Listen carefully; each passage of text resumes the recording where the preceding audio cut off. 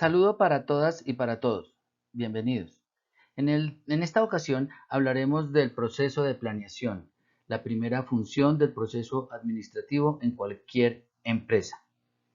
La planeación como función consiste en determinar formas organizadas de actividades para lograr objetivos, metas, prever logros. Es una función que consiste en diseñar el futuro.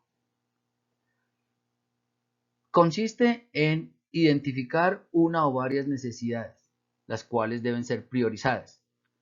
Determinar qué tan cerca o qué tan lejos se está frente a esas necesidades y con qué cuenta o con qué no cuenta. Identificar las ayudas y los obstáculos. De allí parte la planeación.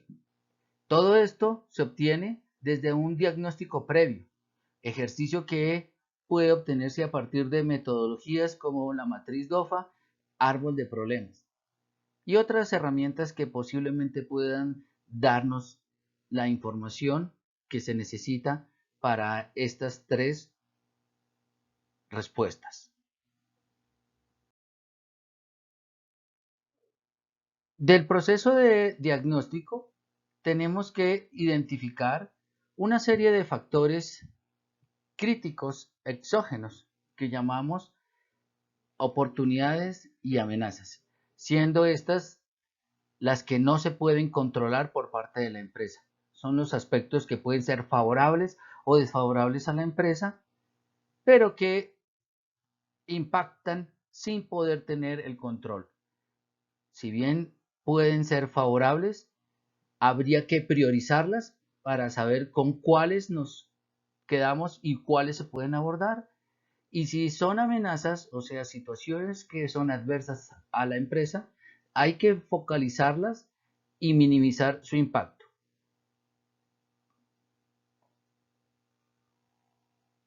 A partir de esto, entonces se focaliza unas pocas que sean finitas. Del total de todas las posibilidades de oportunidades y amenazas que puedan existir, la empresa debe tomar unas pocas, ¿cierto? Concentrarse en ellas y tomarlas en el caso de las oportunidades. ¿Y por qué son las más relevantes? Porque son las que generarían o generan mayor impacto sobre la empresa. En el caso de las amenazas, también debe ser un número finito. Si bien es cierto, hay muchos riesgos en el entorno, hay que determinar cuáles son los de mayor impacto o relevancia y a partir de allí mitigar el impacto que éstas puedan tener sobre la empresa. Frente a el resto de información resultante del diagnóstico, es decir, las oportunidades y amenazas menos relevantes para la empresa en este momento, pues se sugiere postergarlas y volverlas a evaluar si se mantienen en la misma condición. Y en el caso de las amenazas, vigilarlas para efectos que no se hayan convertido en potenciales amenazas. Asimismo, se debe hacer con los factores endógenos, es decir, con las fortalezas y las debilidades, las variables que se controlan al interior de la empresa, que pueden ser muchas, tanto de debilidades como de amenazas, pero que no podemos soportar ni darles el mismo manejo a todas. En ese orden de ideas, entonces se debe también focalizar con cuáles de estas condiciones controlables nos concentraremos en nuestro ejercicio empresarial. En ese orden de ideas, aplicamos el mismo principio de las más relevantes y las menos relevantes. Las fortalezas más relevantes son aquellas que tienen mayor impacto, donde el esfuerzo de la empresa se evidencia y nos genera ventajas competitivas.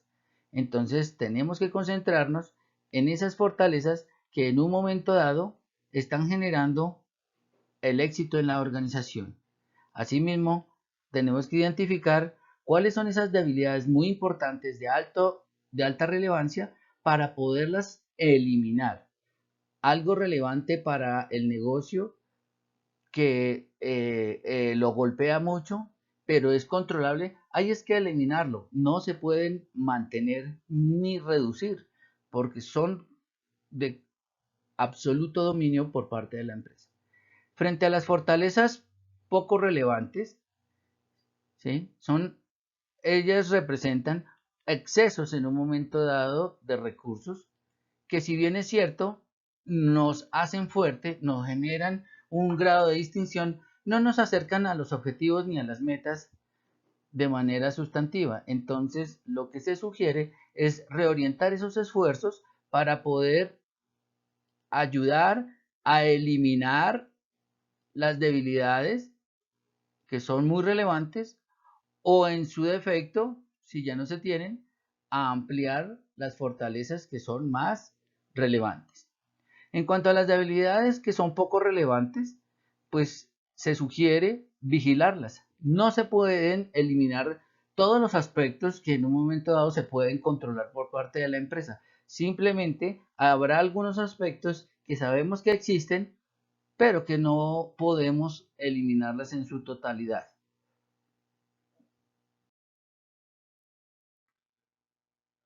De este resultado surgen entonces las iniciativas estratégicas y de plan de acción. Ya encontramos los factores exógenos y endógenos más relevantes para la empresa. Estos serán los aspectos de marco referencial que tendrá la empresa para sus posturas de iniciativa estratégica y de plan de acción en el futuro inmediato. Entonces, de la relación de las fortalezas más relevantes y de las oportunidades más relevantes para el negocio, se deben establecer iniciativas y planes de acción. A su vez, de las fortalezas frente a las amenazas que son más relevantes, saldrán otra serie de iniciativas que lo que buscan es mitigar, reducir el impacto que estas amenazas que no podemos controlar nos afecte o afecten a la empresa en menor incidencia, en menor grado. Asimismo, con las otras ventanas de la matriz.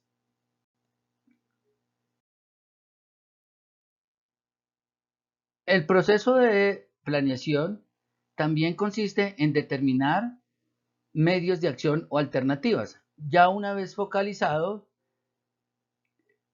las iniciativas estratégicas y plan de acción, ahora tenemos que identificar cuáles serán las posibilidades para poder desarrollar esas iniciativas. Y entonces identificaremos varias alternativas. Se aconseja que sea mínimo dos. No tomar la primera que se quede, sino analizar varias alternativas para poder desarrollar un análisis más cercano. El ejercicio de planeación es un ejercicio que busca el crecimiento y el desarrollo, ganar ventajas competitivas. Entonces, siempre debe ser y aportar beneficios económicos, beneficios en la productividad, en el desarrollo y la capacitación de las personas, en cualquier posición de factor administrativo que distinga a la empresa de otras. De esas alternativas, al final hay que hacer, una vez identificadas, un análisis de prefactibilidad, que es un estudio detallado de cada una de estas alternativas por cada iniciativa empresarial que me permita verificar que efectivamente me conduce al punto cuál es su incidencia en costos, en inversión, y de todo este análisis se va a elegir la más viable, siendo lo más viable la que se ajusta con mejores posibilidades y resultados a la empresa. Sobre esa se realizará un análisis de factibilidad, que no es más que un análisis detallado de todas las condiciones que esa alternativa nos puede arrojar.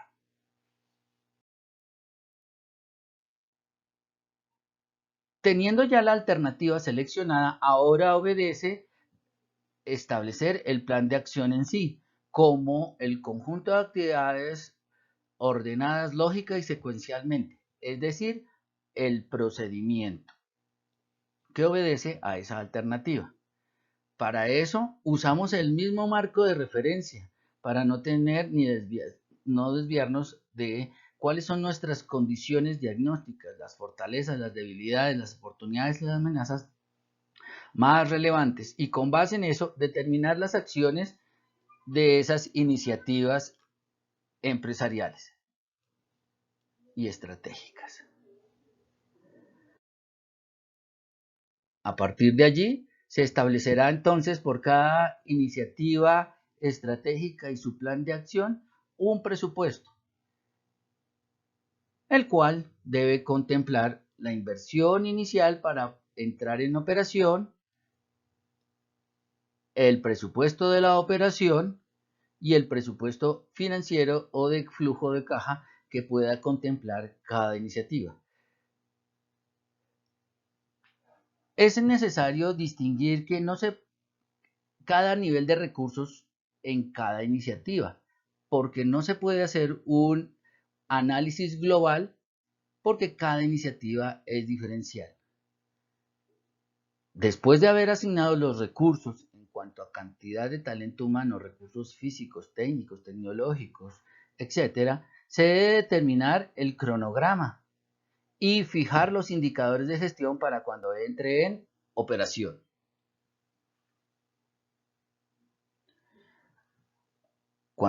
Y así, cuando entre en operación, pues tendremos que realizar un control y seguimiento aplicando esos indicadores de gestión.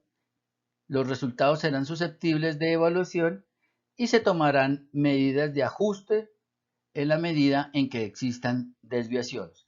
Si no existen desviaciones, sencillamente tiene que seguirse desarrollando todo un proceso de control y seguimiento hasta el feliz término del plan.